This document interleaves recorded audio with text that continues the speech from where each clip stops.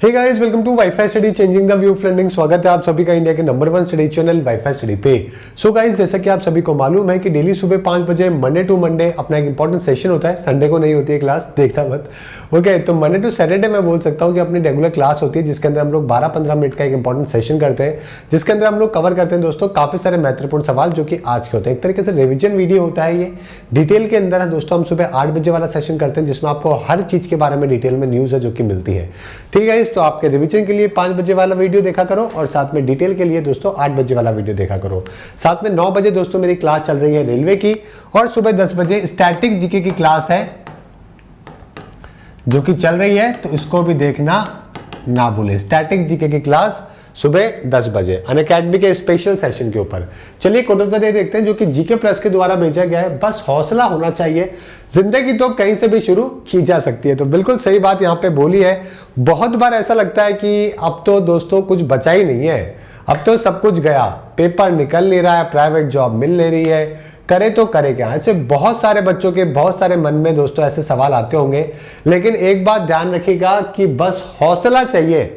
जिंदगी तो कहीं से भी शुरू है जो कि की जा सकती है। जब भी अगर आपको ऐसी फीलिंग आए ना, कुछ लोग हैं दोस्तों जो कि याद कर लिया करो, जो कि आप ही के टाइम के हैं, जिन्होंने दोस्तों बहुत फेलियर के बाद में स्ट्रगल है जो कि देखा है। जैसे कि नवाजुद्दीन सिद्दीकी 15 साल दोस्तों भयंकर स्ट्रगल के बाद में दोस्तों आज आपको मालूम है।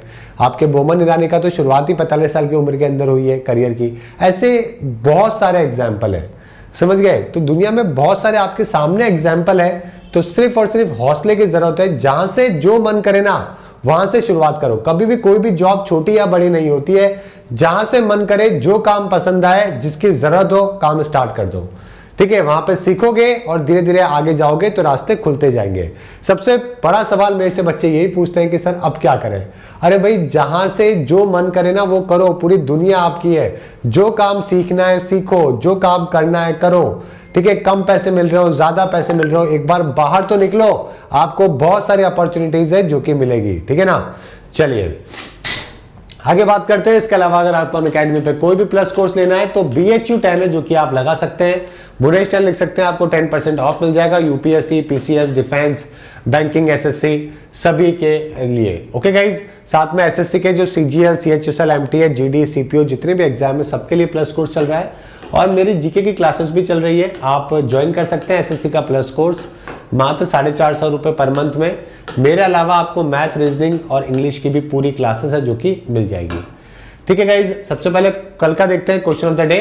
हाल ही में उड़े देश का आम नागरिक योजना के तहत कितने नए मार्गों का उद्घाटन है जो कि किया गया है। तो उड़े देश का आम नागरिक के तहत दोस्तों यहाँ पे कितने, मेरे ख्याल से 22 नए दोस्तों रूट है जिनके ऊपर अभी फ्लाइट से जो कि स्टार्ट करी जा रही है। बिल्कुल सही बात है, 22 रूट के ऊपर दोस्तों नई फ्लाइट है जो कि स्टार्ट करी जा रही है।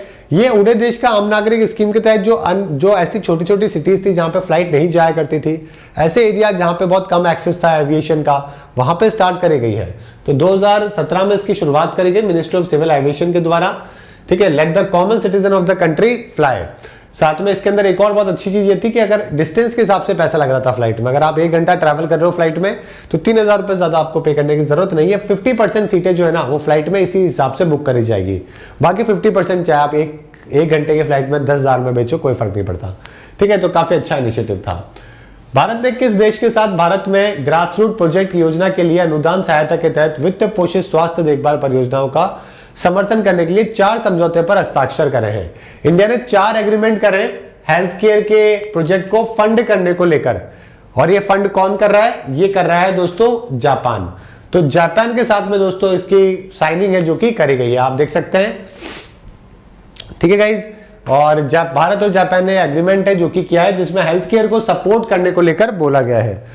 ठीक है, साथ में जापानीज के प्राइम मिनिस्टर अभी सुगा जी है, नारी तो यहाँ पे एम्परर है, टोक्यो कैपिटल है, जापानीज येन है जो कि करेंसी चलती है। जान के हैरानी होगी कि हमारा रुपी जो है वो भारी है जापानीज येन से, यानी कि 1 रुपये जो है ना वो कोई 1.5 से 2 जापानीज येन के बराबर है, समझ गए। यानी कि हमारी करेंसी थोड़ी स्ट्रांग है कंपैरेटिवली येन के। ऐसा क्यों किया जापान ने, ताकि एक्सपोर्ट को बढ़ावा दे सके। एक बार जोश में आके डॉलर के बराबर कर लिया था, येन को हालत खराब हो गई थी। ठीक है ना, एक्सपोर्ट होना ही बंद हो गया था, तो इन्होंने अपनी करेंसी को वापस से गिराया। DGCI भारत के डीजीसीआई भारत के ड्रग रेगुलेटर ने कोविशील्ड की सेल्फ लाइफ को 6 से बढ़ाकर कितने माह कर दिया है? डीजीसीआई जो इंडिया का ड्रग रेगुलेटर है उसने कोविशील्ड को 6 महीने से बढ़ाकर लाइफ को कितना कर दिया है? 9 मंथ है दोस्तों, जो कि कर दिया है। तो सी आपका यहाँ पे बिल्कुल सही आंसर हो जाएगा। ठीक है गाइस, तो यहाँ पे बोला है कि जो कोविशील्ड है ना, जो कि ऑक्सफोर्ड और एस्ट्राजेनेका के द्वारा बनाई गई थी, तो जो डेट ऑफ मैन्युफैक्चरिंग है उसके 6 महीने नहीं 9 महीने तक आप इसको काम में ले सकते हो। समझ गए? चलिए, ये बात आपको ध्यान रखनी है। डीजीसीआई की बात करें तो वेणुगोपाल जी अभी हेड है, ध्यान रखिए, इंपॉर्टेंट है, और दिल्ली के अंदर इसका हेडक्वार्टर है डीजीसीआई। चलिए, पोर्ट, जहाज रानी और जलमार्ग राज्य मंत्री मनसुख मवाडिया जी ने सूरत के दीव के किस बंदरगाह से क्रूज सेवा की हरी झंडी दिखाई है? तो अभी हम लोग क्या कर रहे हैं? क्रूज सर्विसेज की शुरुआत कर रहे हैं। आपको मालूम है कुछ टाइम पहले बॉम्बे से गोवा के लिए भी एक क्रूज सेवा है जो कि स्टार्ट करी गई थी। इसीलिए ministry of state for port shipping and waterway ने क्या किया है? सूरत से दीव के लिए भी दोस्तों एक क्रूज सर्विस स्टार्ट करी, जो कि हजीरा पोर्ट से दोस्तों जाते हुए मिलेगा। तो आप देख सकते हैं। ओके, तो क्रूज टूरिज्म को बढ़ावा देना जरूरी है दोस्तों, वहीं से काफी रेवेन्यू जनरेशन भी होता है।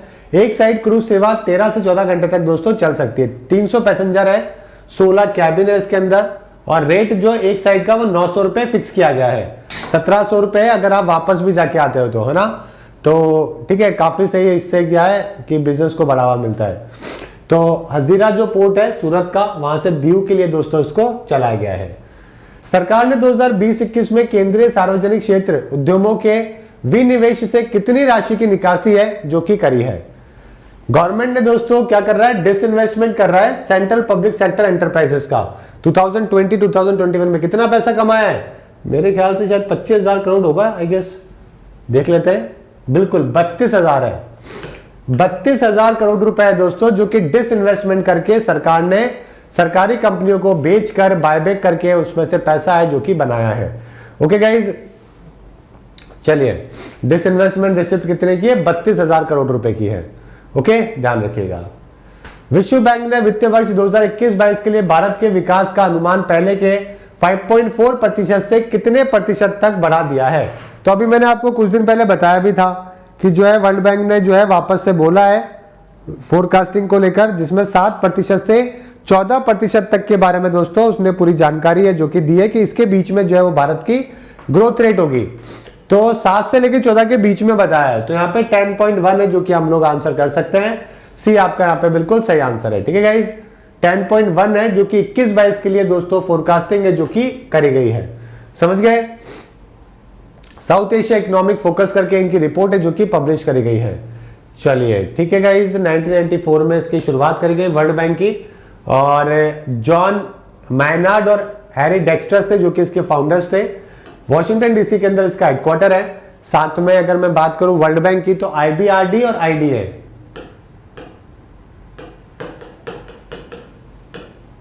है ना, ये दोनों से मिलकर दोस्तों इसको बनाया गया है वर्ल्ड बैंक को। ठीक है, IBRD जो है वो मिडिल इनकम कंट्री को लोन देता है और IDA लो इनकम कंट्री को। अटल इनोवेशन मिशन ने निम्नलिखित में से किस फाउंडेशन के साथ साझेदारी में एम प्राइम है जो कि लॉन्च किया है? अटल इनोवेशन मिशन ने दोस्तों एम प्राइम है जो कि लॉन्च किया है। ठीक है गाइज, आंसर क्या हो जाएगा? किसके साथ में मिलकर किया है? ये क्या है? Bill and Melinda Gates foundation के साथ में। तो बी आपका बिल्कुल सही आंसर हो जाएगा। ठीक है, तो अटल इनोवेशन मिशन की बात करें, नीति आयोग ने लॉन्च किया है एम प्राइम। पूरा नाम क्या है? Program for researchers on innovation, market readiness and entrepreneurship. इसमें क्या किया जा रहा है? प्रमोट किया जा रहा है, सपोर्ट किया जा रहा है साइंस जो बेस्ड स्टार्टअप्स है, वेंचर्स है। अटल इनोवेशन मिशन ने दोस्तों बिल और मेलिंडा गेट्स फाउंडेशन के साथ में हाथ मिलाया है। ठीक है गाइस, ओके, ये बात आपको ध्यान रखना है। Bill and Melinda Gates foundation, Melinda कौन है? बिल गेट्स की वाइफ का नाम है एक्चुअली में। 2000 के अंदर इसकी शुरुआत करी गई थी और वॉशिंगटन के अंदर इसका हेडक्वार्टर है और बहुत काम किया इन्होंने एनजीओ के अंदर। ये जो इनका एनजीओ है बिल और मेलिंडा गेट्स फाउंडेशन, इसने दोस्तों ये मान लो कि जितना काम पूरे अफ्रीकन कंट्री ने मिलकर अफ्रीका के लिए नहीं किया ना, उतना काम इन्होंने किया। एक बार मैं रिपोर्ट पढ़ रहा था, अभी 1-2 साल पहले की बात है, बिल और मेलिंडा गेट्स फाउंडेशन की जो रिपोर्ट थी और अफ्रीका में काम करने को लेकर, तो मतलब जितने डिजीज के ऊपर, कैंसर को लेकर, एड्स को लेकर जितना इन्होंने काम किया वहां की सरकारें भी नहीं कर पाई है। ओके, तो बहुत जबरदस्त, मतलब बहुत ही अच्छी ऑर्गेनाइजेशन है और पैसा भी आपको मालूम है बिल गेट्स का जो है ना वो 1 रुपया सैलरी लिया करते थे और बहुत सारा पैसा है खुद का जो कि ये डोनेट करते हैं अच्छे काम के लिए। ओके, डैश ने भारत में जापानी ऑटोमोबाइल उद्योग की आपूर्ति श्रृंखला को ऋण देने के लिए Japan bank for international corporation से $1 बिलियन का निवेश है जो कि लिया है। जापान के बैंक से दोस्तों $1 बिलियन है जो कि लिया है। किसके द्वारा लिया गया है? एसबीआई के द्वारा लिया गया है। ठीक है, इस एसबीआई की बात करें तो आपको मालूम है पहले इंपीरियल बैंक हुआ करता था 1955 तक और उससे पहले 1921 तक 3 बैंक थे, मद्रास, बॉम्बे और कलकत्ता, उनसे मिलकर है जो कि इंपीरियल बैंक बना था। बाद में यही कन्वर्ट हो गया एसबीआई के अंदर। मुंबई में हेडक्वार्टर है, दिनेश जी अभी चेयरमैन है। तो जापान से दोस्तों $1 बिलियन का लोन है जो कि इन्होंने लिया है। भारत और किस देश ने व्यापक आर्थिक सहयोग और भागीदारी समझौते पर हस्ताक्षर किए जो 1 अप्रैल 2021 से लागू होगा? ठीक है, तो ये किसके साथ में साइन किया है दोस्तों? ये मॉरिशस के साथ में हमने CECPA दोस्तों जो कि एग्रीमेंट साइन किया है। तो इंडिया और मॉरिशस ने साइन किया है दोस्तों comprehensive economic cooperation and partnership agreement, एक तरीके का फ्री ट्रेड पैक्ट है दोस्तों ये। ओके गाइज, तो ये बात आपको यहाँ पे ध्यान रखनी है। ओके, 310 तरीके के एक्सपोर्ट आइटम है जो कि इंडिया के लिए है। फूड, ब्रेवरेज, हम लोग बहुत सारी चीजें जो कि इंडिया और मॉरिशस आपस में मिलकर दोस्तों बिजनेस है जो कि करेंगे। मॉरिशस की बात करें तो प्रविंद जुगनाथ जी यहाँ पे प्राइम मिनिस्टर है। कैपिटल की बात करें तो पोर्ट लुइस यहाँ पे कैपिटल है और रुपी है दोस्तों जो कि यहाँ पे करेंसी चलती है मॉरिशस के अंदर। मॉरिशस भी दोस्तों पूरी तरीके से एक टूरिज्म बेस्ड इंडस्ट्री है। निम्नलिखित में से किस देश ने 2 साल बाद भारत से चीनी और कपास के आयात को फिर से शुरू किया है? शुगर और कॉटन को 2 साल बाद वापस से स्टार्ट किया है, ये मैंने आपको कल पढ़ाया भी था। पाकिस्तान आपका बिल्कुल सही आंसर होगा। पाकिस्तान के अंदर कॉटन की प्राइसेस बहुत ज्यादा बढ़ गई है, प्रोडक्शन कम हो गया है। अमेरिका और चाइना से लेंगे तो बहुत महंगा मिलेगा, तो रास्ता इनके पास कुछ बचा नहीं, तो इन्होंने क्या कर दिया, मंगा लो भाई, इंडिया से भी जो है वो इंपोर्ट करवा लो। ज्यादा बिजनेस होता नहीं है हमारे दोनों देशों के बीच में वैसे, अभी तो खैर टोटल मिलाकर ही $1 बिलियन के आसपास होता है, 200-300 मिलियन डॉलर है बल्कि। इनफैक्ट इसकी पूरी रिपोर्ट मैंने कल 8 बजे वाले सेशन में बताई थी आपको। आरिफ अलवी प्रेसिडेंट है, इमरान खान पीएम है, इस्लामाबाद कैपिटल और रुपी है जो कि यहाँ पे करेंसी चलती है। ओके गाइज, चलिए, गूगल ने मीडिया साक्षरता कौशल को मजबूत करने और गलत सूचना से लड़ने के लिए यूरोपियन मीडिया और सूचना कोष में डैश के योगदान की घोषणा करी है। गूगल ने अनाउंस किया है कि वो यूरोपियन मीडिया इंफॉर्मेशन फंड में पैसा लगाएगा ताकि फेक और मिस इन्फॉर्मेशन को रोका जा सके। कितनी अच्छी बात है। ओके, हमारे यहाँ तो ऐसा होता है कि जो लोग बोलते हैं ना कि मिस इन्फॉर्मेशन जो है गलत है, वो खुद ही मिस इन्फॉर्मेशन फैलाते हैं हमारे यहाँ तो। ठीक है, तो गूगल ने यहाँ पे दोस्तों कंट्रीब्यूशन करने के लिए बोला है। कितना कंट्रीब्यूशन? $25 मिलियन का। एक्चुअली के अंदर क्या होता है कि गूगल, फेसबुक, इंस्टाग्राम, ट्विटर, इन जो बड़ी बड़ी कंपनियां है ना, इनके लिए भी बहुत नुकसानदायक है मिस इन्फॉर्मेशन को फैलाना, क्योंकि इससे क्या होता है कि ट्रस्ट जो है वो कम हो जाता है। समझ गए? तो कभी भी गाइस कोशिश करना कि आपके पास में कोई भी फोटो आए व्हाट्सएप पे, टेलीग्राम पे, चाहे आपके फेसबुक पे, हमेशा हमेशा कंफर्म किए बिना आगे मत भेजना। अगर आप समझदार स्टूडेंट हो तो नेवर एवर, चाहे कितनी आपको अच्छी लगे वो न्यूज, कितनी बुरी लगे, आपका इंक्लिनेशन चाहे किसी भी तरफ हो, कंफर्म करके ही उसको आगे भेजा करो। समझ गए? आपकी एक फालतू की पोस्ट या फालतू का आगे शेयर किया हुआ कितना डैमेज कर सकता है इसका हमें आइडिया भी नहीं है। ओके, चलिए, तो 25 मिलियन यूरोज आपका बिल्कुल सही जवाब होगा। ठीक है गाइस, तो ये कंट्रीब्यूशन है यूरोपियन मीडिया और इंफॉर्मेशन फंड के अंदर गूगल के द्वारा दिया गया है। गूगल की बात करें तो अल्फाबेट आईएनसी इसका कंपनी का नाम है और सुंदर पिचई अभी हेड है। लैरी पेज और सर्गे ब्रिन के द्वारा स्टार्ट किया गया। 1998 के अंदर गूगल की शुरुआत है जो कि करी गई थी। ओके गाइज, आगे बात करते हैं। निम्नलिखित में से किसने पश्चिमी कमान के चीफ ऑफ स्टाफ के रूप में पदभार संभाला है? चीफ ऑफ स्टाफ के रूप में जो पदभार संभाला गया है वो मेरे ख्याल से मनजिंदर जी है। बिल्कुल सही है, मनजिंदर सिंह। लेफ्टिनेंट जनरल है दोस्तों मनजिंदर सिंह, उनके द्वारा chief of staff western command का इनको बनाया गया है। डिफेंस के एग्जाम के लिए दोस्तों इंपॉर्टेंट है। ओके, वेस्टर्न कमांड का मतलब हो गया पंजाब, हरियाणा, दिल्ली, हिमाचल, जम्मू, इन सब का रेस्पॉन्सिबिलिटी है जो कि ये लेने वाले हैं। सैनिक स्कूल है कपूरथला से, वहां से एलुमने है। 19 मद्रास रेजिमेंट के अंदर दोस्तों कमीशन करे गए थे। 34 साल से भी ज्यादा सेवा है जो कि अपनी दे रहे हैं। कई सारे मेडल भी मिल चुके हैं। निम्नलिखित में से किस राज्य ने 1 अप्रैल 2021 को अपना 85वां स्थापना दिवस मनाया? 85वां स्थापना दिवस मनाया दोस्तों उत्कल दिवस, जिसको हम बोलते हैं उड़ीसा डे। तो डी आपका बिल्कुल सही आंसर हो जाएगा। उड़ीसा ने सेलिब्रेट किया 85th फाउंडेशन डे दोस्तों 1 अप्रैल को, जिसको उत्कल दिवस भी कहते हैं। 1936 के अंदर इनको इंडिपेंडेंस है जो कि मिल गई थी ओके, लिंग्विस्टिक बेसिस के ऊपर 1936 के अंदर जो है पार्ट बना था। पहले बिहार का पार्ट हुआ करता था, सेपरेट प्रोविंस बनाया गया। आजादी के बाद तो वैसे क्या आंध्रा बना था लिंग्विस्टिक बेसिस पे, लेकिन बिहार से पहले ये कट हो गया था। गणेशी लाल गवर्नर है, नवीन पटनायक जी सीएम, भुवनेश्वर यहाँ पे कैपिटल है। बहुत ही फेमस है ब्लैक पगोडा और white pagoda. Okay, Konark sun temple और जगन्नाथ का पुरी टेम्पल, ठीक है, बहुत ही फेमस है। चलिए आगे बात करते हैं, नेक्स्ट चलते हैं, जो कि है dash amended rules of procedure conduct of business of legislative assembly. आजकल आपको मालूम है विधानसभाओं की हालत बहुत ही खराब है। जैसे अखाड़े के अंदर गुत्थम गुत्ता नहीं होते क्या, इस तरीके से आजकल जो है वो विधानसभाओं के अंदर गुत्थम गुत्ता हो रहा है। बिहार की हालत तो आपको मालूम ही है, बिहार के अंदर तो जो है वो 2-4 एमएलए तो बेहोश हो गए, इतना बुरा उनको कूटा बेचारे को, कुछ एक को घसीट के लेके आए। मतलब एमएलए साहब जो इतनी रेपुटेशन अपने मार्केट में अपने एरिया में रखते हैं, उनको घसीट के जो है मतलब बुरी तरीके से धोया, मतलब है ना मार्शल लोगों ने बिहार के अंदर। आपको मालूम है 2-4 के तो कपड़े फट गए, 2-4 तो बिल्कुल बेहोशी हो गए, उनको तो पानी डाल के होश में लाना पड़ा। अभी आपको मालूम है पंजाब के अंदर तो एक कोई बीजेपी का एमएलए था, उसको इतना बुरा धोया, उसके कपड़े वपड़े फाड़ दिए पूरे के पूरे। तो ऐसे चीजों को रोकने के लिए हरियाणा में ना हो दोस्तों, हरियाणा ने दोस्तों क्या किया है, एक नया रूल है जो कि बनाया है कि कोई भी भाई संसद पार्लियामेंट में विधानसभा के अंदर हंगामे नहीं करेगा, कोई भी बिलों को नहीं फाड़ेगा, कोई भी फेंकेगा नहीं, कोई भी शाहरुख खान नहीं बनेगा विधानसभा के अंदर, कोई चिल्लम चिल्ली इस प्रकार का काम नहीं करेगा।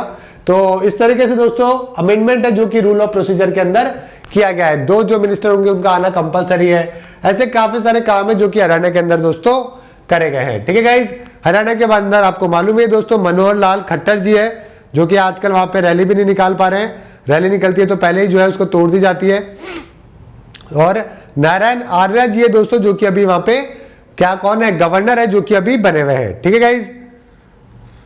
चलिए, और फॉर्मेशन कब हुआ था, 1 नवंबर 1966 को दोस्तों हरियाणा का फॉर्मेशन है, जो कि पंजाब में से हुआ था। फरीदाबाद यहाँ पे सबसे बड़ी सिटी है, 22 यहाँ पे डिस्ट्रिक्ट है, चंडीगढ़ कैपिटल है दोस्तों। और ठीक है, यहाँ पे आपको 90 जो है वो विधानसभा की सीटें आपको देखने को मिलेगी, और 10 मिलती है आपको लोकसभा, और राज्यसभा की बात करें तो 5 सीटें आपको राज्यसभा की देखने को मिलती है। सुल्तानपुर आपको मालूम है नेशनल पार्क बहुत ही फेमस है, सुल्तान पिक्चर की शूटिंग भी हुई थी, और एक कालेश्वर नाम से wild life sanctuary national park, दोनों ही बहुत ही महत्वपूर्ण है। चलिए, इसके अलावा BHU 10 आप लगा सकते हैं अकेडमी पे कोई भी सब्सक्रिप्शन के लिए, सारे कोर्सेज आपके लिए अवेलेबल है। SSC के जितने भी CGL, CHSL, MTA, GD, CPO 450 रुपए पर मंथ में आप ज्वाइन करके PCS तक की तैयारी अपनी कर सकते हैं। क्वेश्चन ऑफ द डे है, साथ में 10 बजे स्टैटिक जीके की क्लास है, ज्वाइन करना मत भूलिए। स्टैटिक जीके का बहुत ही महत्वपूर्ण लेक्चर है जो कि हम लोग कवर करेंगे। Dash GVD is one of the 3rd largest neutrino detector in the world. कौन सा GVD दोस्तों वर्ल्ड का 3 लार्जेस्ट न्यूट्रिनो डिटेक्टर है, और दुनिया की सबसे डीपेस्ट लेक के अंदर इसको लगाया गया है, ये आपको बताना है। ओके गाइस, तो ये है आपका आज का सेशन। उम्मीद करता हूं वीडियो पसंद आया होगा। मिलते हैं 8 बजे वाली धमाकेदार लेक्चर के अंदर। आज के लिए इतना ही। Thank you, goodbye and have a nice day.